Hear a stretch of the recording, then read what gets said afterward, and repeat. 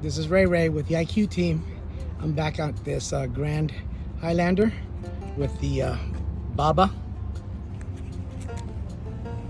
Okay, that's the key, guys.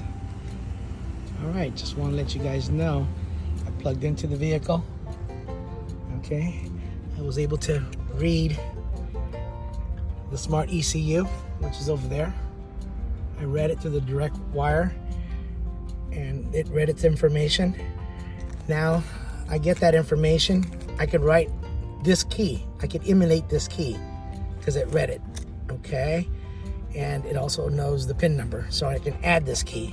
So I'm gonna come back to this car and I'm gonna show you guys that I was able to emulate the key and write a new key into it, okay? This is Ray with the IQ team. Then you guys know how things are getting done. Trying to show you as much as details I can. So here, so I just plugged in down in there. Okay, plugged in my side of the cable and then hooked it down in here. That was the original. That's the harness from the car. Goes into my cable, and then there's another side that goes into the ECU.